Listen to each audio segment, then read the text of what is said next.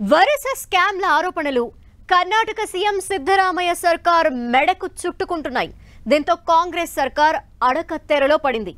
ఇప్పటికే ముడా వాల్మీకి కుంభకోణం సెగలు ముఖ్యమంత్రి పీఠాన్ని కదిలించే స్థాయికి వెళ్లాయి.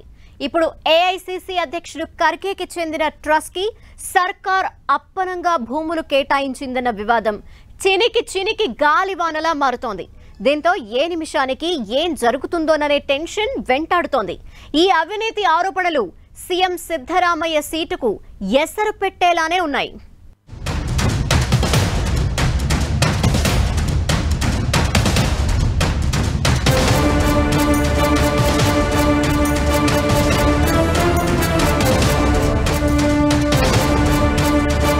ముడా వాల్మీకి కార్పొరేషన్ స్కామ్ల ఆరోపణలు ఇప్పటికే కర్ణాటకలో కాంగ్రెస్ సర్కార్ను కుదిపేస్తున్నాయి.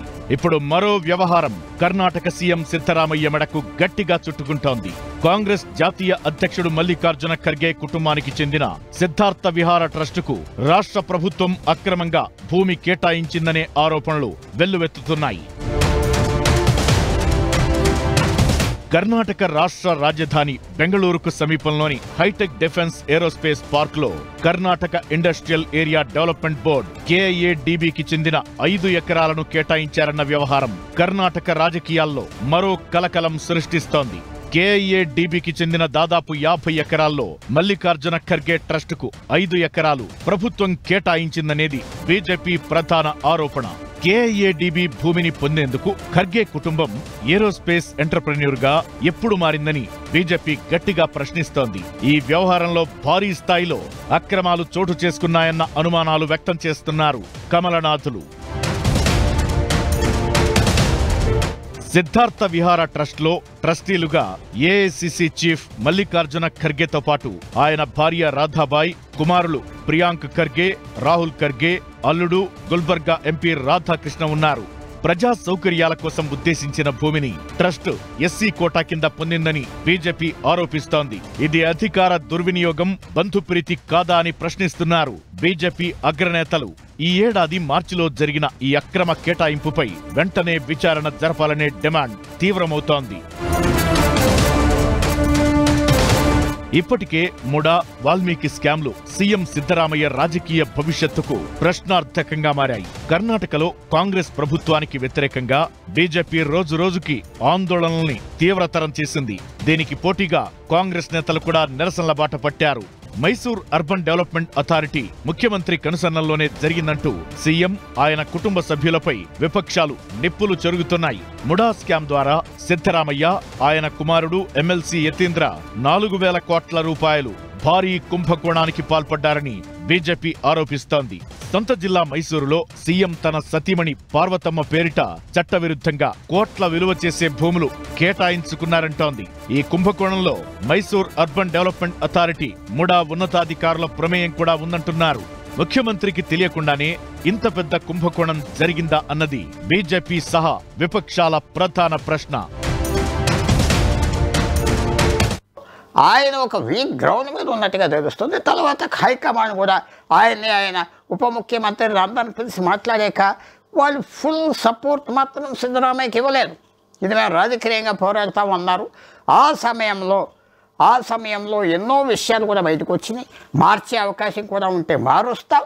సిద్ధరామయ్య మీద కొద్దిగా అనుమానాలు కూడా హైకమాండ్కి వచ్చినాయి అని తెలిసింది. కాబట్టి ఇప్పుడు కాంగ్రెస్ పద్ధతిలో ఏంటంటే ఆయన ఎంతవరకు డిఫెండ్ చేసుకోగలడు సిద్ధరామయ్య చూస్తారు. ఆయన చేసుకుంటాడా లేదా, ఆయన మీద ఆరోపణ తగ్గట్లేదా తీసేస్తారు. మరోపక్క కర్ణాటకలోని వాల్మీకి కార్పొరేషన్లో వెలుగు చూసిన 187 కోట్ల రూపాయల స్కామ్ ఆరోపణలు సీఎం మెడకే చుట్టుకున్నాయి. దీంతో ఈడీ, సిబిఐ, సిట్ అధికారులు రాష్ట్ర వ్యాప్తంగా సోదాలు నిర్వహించారు. ఇదే సమయంలో కార్పొరేషన్ సూపరింటెండెంట్ చంద్రశేఖరన్ ఆత్మహత్యకు పాల్పడడం పెనుదుమారానికి తెరలేపింది. విపక్షాల ఒత్తిడితో సీఎం సిద్ధరామయ్య విచారణకు సిట్ ను ఏర్పాటు చేశారు. ఇందులో పెద్ద తలకాయలున్నాయని, ఎమ్మెల్యేలు, మంత్రులకు కూడా ఇందులో లింకులున్నాయని బీజేపీ సహా ఇతర విపక్షాలు కర్ణాటక ప్రభుత్వాన్ని నిలదీస్తున్నాయి. తెలంగాణలోనూ వాల్మీకి స్కామ్ ప్రకంపనలు రేపాయి. పార్లమెంటు ఎన్నికలకు ముందు 180 కోట్లు అక్రమంగా దారిమళ్లాయని, హైదరాబాద్లోని 9 బ్యాంక్ అకౌంట్లకు 45 కోట్లు ట్రాన్స్ఫర్ అయ్యాయని బీఆర్ఎస్ తెలంగాణ కాంగ్రెస్ నేతలపైన ఆరోపణలు చేస్తోంది. కర్ణాటక గవర్నర్ కూడా ప్రభుత్వానికి వ్యతిరేకంగా వ్యవహరిస్తుండటం, సర్కార్కు రాజ్ భవన్ కు మధ్య దూరం పెరగడంతో సీఎం సిద్ధరామయ్య ఉక్కిరిబిక్కిరవుతున్న పరిస్థితి. ఇదిలా ఉండగానే సీఎంను మార్చాలనే డిమాండ్ కొత్తగా తెరపైకొస్తోంది. దీంతో అక్కడ రాజకీయం ఎప్పుడేం జరుగుతుందో అర్థం కాని పరిస్థితి.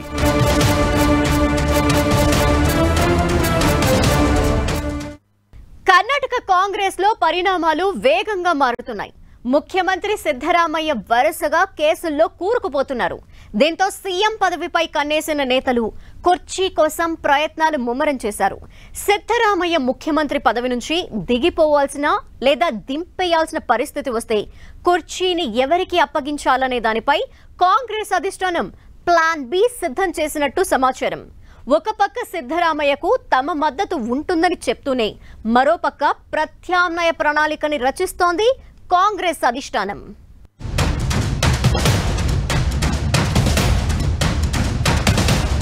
పీకల్లోతు కేసుల్లో సీఎం సిద్ధరామయ్య, కర్ణాటక కాంగ్రెస్ లో మారుతున్న పరిణామాలు. Karnataka CM seat musical chair కానుందా? సీఎంగా సిద్ధరామయ్య పదవి ముచ్చట ఏడాదికే ముగిసిపోనుందా అనే అనుమానాలు కర్ణాటక రాజకీయాల్లో ఇప్పుడు జోరుగా వినిపిస్తున్నాయి. గతేడాదే కర్ణాటక అసెంబ్లీ ఎన్నికల్లో కాంగ్రెస్ అనూహ్యంగా ఘన విజయం సాధించింది. అప్పట్లో సీఎం సీటు ఎవరికన్న దానిపై కాంగ్రెస్ అధిష్టానం మేధోమథనం చేసి చివరకు సిద్ధరామయ్యకు, ముఖ్యమంత్రి పిసిసి చీఫ్ డీకే శివకుమార్ కు డిప్యూటీ సీఎం పదవిని కట్టబెట్టింది. ఇప్పుడు ఒకవేళ సీఎం పదవికి సిద్ధరామయ్య రిజైన్ చేయాల్సిన పరిస్థితే వస్తే డీకే శివకుమార్ కు ఆ సీటు ఈజీగా దక్కుతుందని అంతా అనుకున్నారు. కానీ సడన్ గా హోంమంత్రి జి పరమేశ్వర పేరు కూడా స్క్రీన్ పైకి వచ్చింది. దీంతో కన్నడ రాజకీయం సినిమా ట్విస్ట్లను తలపిస్తోంది. ఈ వరుస స్కామ్ ఆరోపణలు, గవర్నర్ వ్యతిరేకత లాంటి అంశాలు ప్రభుత్వాన్ని ఎక్కడ ముంచి ఎక్కడ తేల్చుతాయోనన్న భయం వెంటాడుతోంది. ఇప్పటికే కర్ణాటక కాంగ్రెస్ ముఖ్య నేతలు ఢిల్లీ వెళ్లి హైకమాండ్ ను కలిశారు. రాష్ట్రంలో చోటు చేసుకుంటున్న పరిస్థితులను అధిష్టానానికి పోసగుచ్చినట్టు వివరించారు. అటు విపక్షాలతో పాటు ఇటు గవర్నర్ థావర్చంద్ గెహ్లాట్ కూడా సర్కార్పై కత్తిగట్టారన్న విషయాన్ని హైకమాండ్ కు తెలిపారు. ప్రభుత్వం పంపిన 11 బిల్లులను థావర్చంద్ గెహ్లాట్ వెనక్కి పంపడం, సీఎంపై ప్రాసిక్యూషన్ కు గవర్నర్ అనుమతివ్వడం వంటి పరిణామాలను ఢిల్లీ పెద్దలకు విన్నవించారు. కేంద్రంలోని మోదీ సర్కార్ కర్ణాటకలో ప్రభుత్వాన్ని కూల్చాలన్న కుట్రలు బలంగా చేస్తోందని ఎమ్మెల్యేలకు 100 కోట్ల రూపాయలు ఆఫర్ చేసినట్లు కూడా కాంగ్రెస్ నేతలు ఆరోపిస్తున్నారు. కర్ణాటకలో ఎన్డీఏ పెద్దల డైరెక్షన్ లో ప్రతిపక్ష నేతలు కావాలని తమ ప్రభుత్వంపై బురద జల్లే ప్రయత్నాలు చేస్తున్నారని, దీన్ని తిప్పికొట్టాల్సిన అవసరముందని సీఎం సిద్ధరామయ్య కాంగ్రెస్ పెద్దలకు చెప్పారు. అయితే అధిష్టానం మాత్రం సిద్ధరామయ్య తీరుతో కొంచెం ఇబ్బందిగానే ఉన్నట్టు తెలుస్తోంది. ఏడాదికే ఇలాంటి పరిస్థితులు తెచ్చుకుంటే ఇక ముందు ముందు ఎలా అనే ఆలోచనలో పడింది. పైకి సిద్ధరామయ్యకు ఫుల్ సపోర్ట్ అని చెబుతున్నా ప్రత్యామ్నాయంగా దళిత నేత, హోంమంత్రి అయిన పరమేశ్వర పేరును పరిశీలిస్తుండటమే ఇక్కడ ట్విస్ట్. ఇల్లు కాలి ఏడుస్తుంటే టీ కాచుకోవడానికి మంట కావాలని అడిగినట్లు ఇటు డీకే వర్గం కూడా సిద్ధరామయ్య దిగితే తమ నాయకుడికే పగ్గాలివ్వాలన్న డిమాండ్ను హస్తం అగ్రనాయకుల ముందు పెట్టింది. అయితే సిద్ధరామయ్య వర్గం దీన్ని బలంగా వ్యతిరేకిస్తోంది. డీకే కంటే పరమేశ్వర అయితేనే తమకు బెటర్ అనే వాదన వినిపిస్తోంది. ఇదే జరిగితే డీకేకి మళ్లీ మొండి చేయనన్న వాదనలు కన్నడ పొలిటికల్ సర్కిల్స్ లో జోరుగా చర్చకు వస్తున్నాయి. శివకుమార్కి వచ్చిన ప్రాబ్లం ఏంటంటే ఇంక ఏ మంత్రిని ఆయన ఒప్పుకోడు. ఈ సమయంలో ఆయనకి ఛాన్స్ మిస్ అవుతే మళ్ళీ 10 సంవత్సరాల తర్వాతే వస్తుందని ఆయనకు తెలుసు. శివకుమార్ చాలా సీరియస్గా స్టాండ్ తీసుకున్నాడు. ఆయన ఈ సమయంలో ఇవ్వకపోతే 23లో ఇవ్వకపోవటమే నాకు నష్టం జరిగిందని అలగేడు. తప్పకుండా కాంగ్రెస్ పార్టీకి సిద్ధరామయ్య పరిస్థితి తగ్గిపోయాక ఇబ్బంది వస్తుంది, తగ్గిపోనా ఇబ్బంది వస్తాయి. ఒకవేళ సిద్ధరామయ్యనే బలవంతంగా కంటిన్యూ చేయాలని చూస్తే బీజేపీ, ఇతర విపక్షాలు ఆందోళనలను తీవ్రతరం చేయాలనుకుంటున్నాయి. మొత్తానికి కర్ణాటకలో సీఎం సీటు మ్యూజికల్ చైర్ ను తలపిస్తోందన్న విమర్శలు వినిపిస్తున్నాయి. మరి ఈ సంక్షోభం నుంచి సిద్ధరామయ్య బయట పడగలరా, లేక ఏడాదికే మాజీ సీఎం అయి కేసులను ఎదుర్కొంటారా? కర్ణాటకలో కాంగ్రెస్ సర్కార్ భవిష్యత్ ఎలా ఉండబోతోందనేది అడుగడుగునా హై టెన్షన్ రేపుతున్న అంశం. దీనికి అధిష్టానం ఎలాంటి ఎండ్ కార్డ్ వేయనుందో వేచి చూడాలి.